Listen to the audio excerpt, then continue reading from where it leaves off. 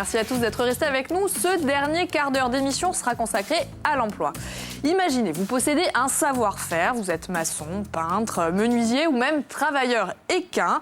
Et après une longue journée de labeur, eh bien, va démarrer une autre journée pour gérer l'administratif. Et ça n'est pas toujours simple. Au lieu de vous lancer seul dans l'aventure professionnelle, eh bien, vous pourriez intégrer une structure dans laquelle vous seriez entrepreneur, salarié en CDD, avec une couverture sociale, une gestion administrative et une comptabilité mutualisée. Bref, commencez sans risque, plus fort en intégrant un réseau. Eh bien, c'est la promesse des coopératives d'entrepreneurs. Pour témoigner, 2 membres de Petra Patrimoine qui sont avec nous. Et si le sujet vous intéresse, évidemment, vous pouvez nous appeler en direct au 0800 3x0 900 ou alors en pianotant sur Facebook. Francine, qui est là, veille. Je veille au grain, j'attends vos réactions et vos questions. Très bien. Alors tout de suite, rencontre avec nos invités. À côté de moi, Fabien Scanavino, bonjour. Bonjour. Vous êtes le directeur de Petra Patrimoine à Cortiga, c'est très important. C'est important. À côté de vous, Charles-Marie Thor, bonjour. Bonjour. Vous êtes chargé de développement donc dans cette même coopérative. Vous êtes donc avec nous pour nous parler de ce projet qui a démarré il y a à peu près 3 ans. En quelques mots, est-ce que vous pouvez expliquer à nos téléspectateurs ce que c'est qu'une coopérative d'entrepreneurs? Voilà, ou d'activité et d'emploi. Petra Patrimoine, en fait, est une structure qui accompagne des porteurs de projets dans 3 départements, on va dire. Donc le département patrimoine bâtiment, le département agricole et le département maritime. Donc nous, on accompagne des porteurs de projets qui ont en premier une idée de création d'entreprise, mais qui n'ont pas forcément envie de la créer seuls. Et ils se disent, l'alternative à la création d'entreprise, c'est une coopérative d'activité d'emploi. On est dans un cadre sécurisé avec un accompagnement. Et donc, ça permet d'acheter, de vendre, de faire un bénéfice et de se salarier à terme, en fait, de sa propre activité. Et donc, de bénéficier d'exactement tous les avantages possibles d'un salarié lambda. Donc, les coopératives, ça existe déjà, mais celle-ci, elle est vraiment très ciblée sur les métiers patrimoine bâti, vous l'avez dit, environnement, mer. Voilà. Donc ça, c'est une vraie particularité, une vraie force en Corse, j'ai envie de dire. Vous êtes les seuls? Alors, dans cette thématique-là, oui.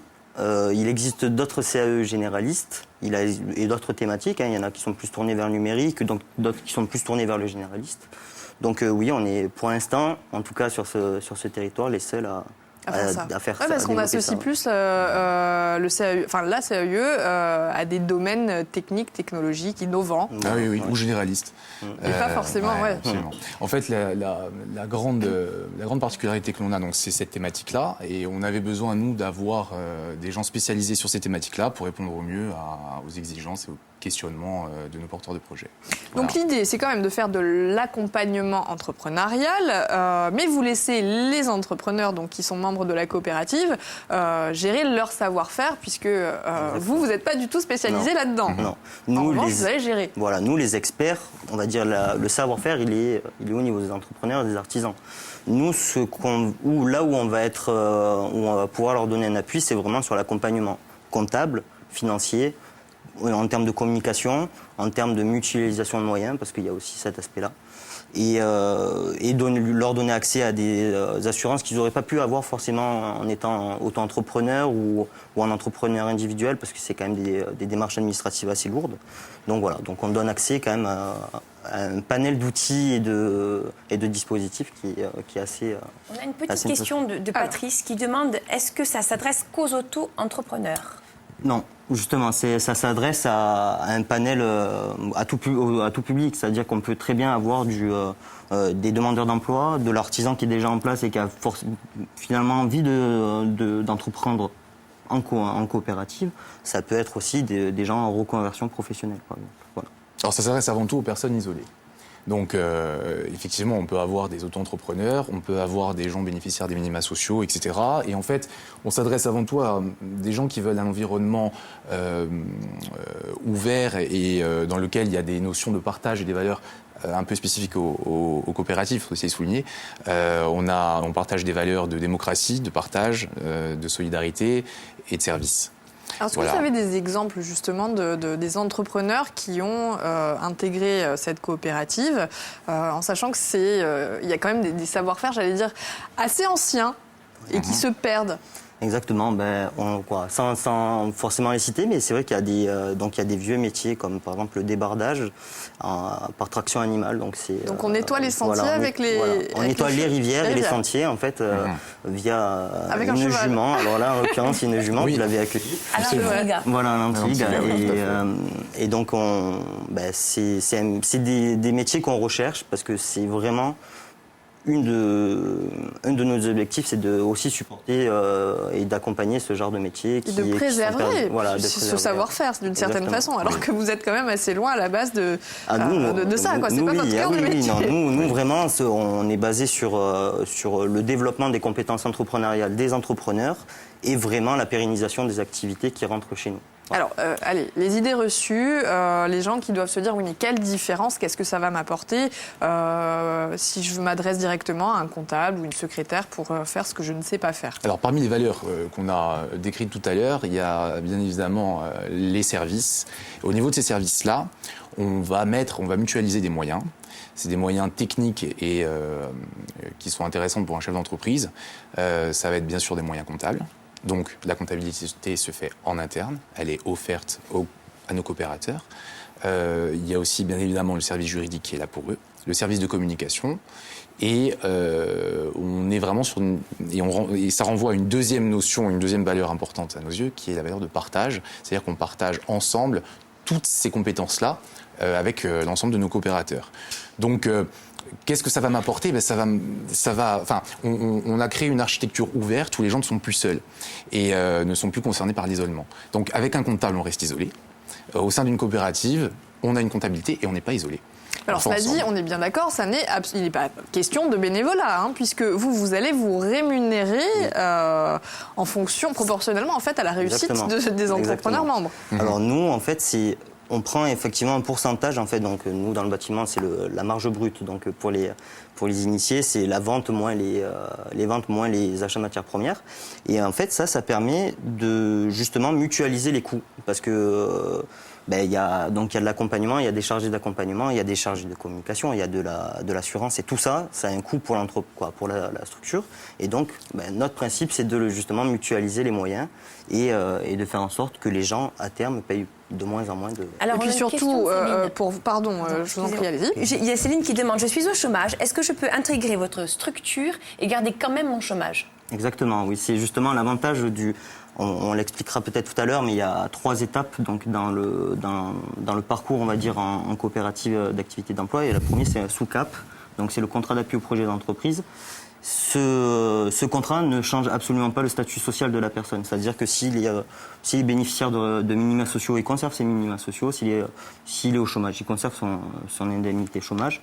Et ça permet en fait de sécuriser le parcours. C'est-à-dire que on peut créer une entreprise et sans chômage derrière. Donc on vit ça d'une manière un peu plus insécurisante, alors que là, il bénéficie toujours des aides de l'État. Voilà. Alors, ce qui est important de comprendre, c'est que vous avez tout intérêt à ce que vos entrepreneurs aient une activité florissante, puisque c'est ce qui va vous permettre de gagner aussi votre vie à tous. Oui, c'est vrai, mais à l'inverse d'un comptable ou d'une... Bien sûr, ça serait hypocrite de dire que on aimerait que les gens ne produisent pas. Bien entendu, c'est notre but. Mais le but principal, c'est en plus d'améliorer la qualité, on va dire, des compétences entrepreneuriales des entrepreneurs, c'est aussi de pérenniser leur activité. Et c'est pas forcément que pour nous, c'est parce que en l'occurrence, à la fin, ils se versent un salaire avec leur propre activité. Donc c'est aussi pour eux qu'on fait ça. C'est parce que c'est pas... Tant qu'à faire. Voilà. C'est le but, c'est qu'ils se sortent un petit peu d'une situation, parce qu'on a connu aussi des situations compliquées avec des entrepreneurs qui sont dans des situations un peu délicates, qui intègrent chez nous. Et nous, une de nos satisfactions, c'est de voir la réussite de nos entrepreneurs. Parce qu'on peut avoir un savoir-faire et des compétences, j'allais dire, dans son domaine, dans l'artisanat. Mais on n'est pas forcément... un super chef d'entreprise pour autant. Voilà. Donc vous êtes là pour leur éviter ces écueils. Comment on fait pour intégrer votre coopérative ? Alors, je crois qu'il faut qu'on parle du processus et des 3 phases inhérentes à la vie de la coopérative. Donc, lorsqu'on rentre dans une coopérative, on rentre d'abord avec un contrat d'appui au projet d'entreprise qui s'appelle le CAP, et ça permet de tester son projet.